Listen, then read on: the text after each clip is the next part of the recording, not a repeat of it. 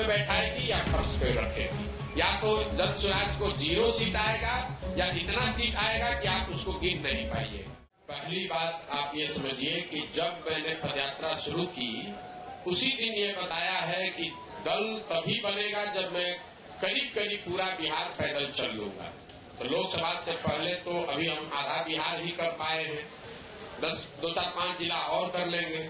लोकसभा से पहले जन स्वराज दल बनने की संभावना तो मैं नहीं देखता, लेकिन अगर लोग ये चाहते हैं कि वो चुनाव लड़ें, जो लोग जन स्वराज परिवार से इस परिकल्पना सोच से जुड़ रहे हैं, और अगर वो तय करते हैं कि चुनाव लड़ा जाए तो उन जगहों पर चुनाव लड़ सकते हैं। लेकिन जो चुनाव लड़ेगा वो निर्दलीय के तौर पर लड़ेगा। जन स्वराज परिवार या हमारी सोच या हम लोग के पास जो भी व्यवस्था है उसकी मदद करेंगे, लेकिन ये निर्णय विशुद्ध तौर पर उन लोगों का है जो जन स्वराज से जुड़े हुए हैं। अगर लोकसभा के स्तर पर, जिले के स्तर पर वो निर्णय लेते हैं कि हम लोग को चुनाव लड़ना है, हम लोग के पास योग्य कोई प्रत्याशी है, तो वो चुनाव निर्दलीय के तौर पर लड़ सकता है। दूसरा आपने कहा गठबंधन की, तो कोई संभावना नहीं है, इसको लिख लीजिए बिल्कुल बोल्ड शब्द में। ये जन स्वराज की जो पूरी परिकल्पना है इसमें कोई गठबंधन की संभावना किसी तरह की, किसी दल, किसी व्यक्ति से है ही नहीं।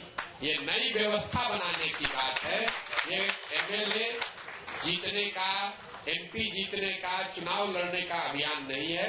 बिहार में व्यवस्था परिवर्तन के लिए इतना बड़ा संघर्ष हमने शुरू किया है। हमको 10, 20, 50 एमएलए जिताने में कोई दिलचस्पी नहीं है, एमएलए जिताने में भी दिलचस्पी नहीं। हमारी दिलचस्पी है कि बिहार को जीता जाए, लेकिन बिहार को सही लोगों के साथ जीता जाए। उनके पास सही लोग जीते और उनके पास योजना हो, तभी बिहार सुधरेगा। और जो हमारी अपनी समझ है कि जो अभी तक हमने देखा है 16 महीनों में, अभी तक जो मुझे दिख रहा है, जब ये दल बनेगा तो बिहार की जनता तैयार है। या तो वो इस दल को अर्श पे बैठाएगी या फर्श पे रखेगी। या तो जन स्वराज को 0 सीट आएगा या इतना सीट आएगा कि आप उसको गिन नहीं पाइएगा। तो इसलिए गठबंधन की कोई जरूरत भी नहीं है।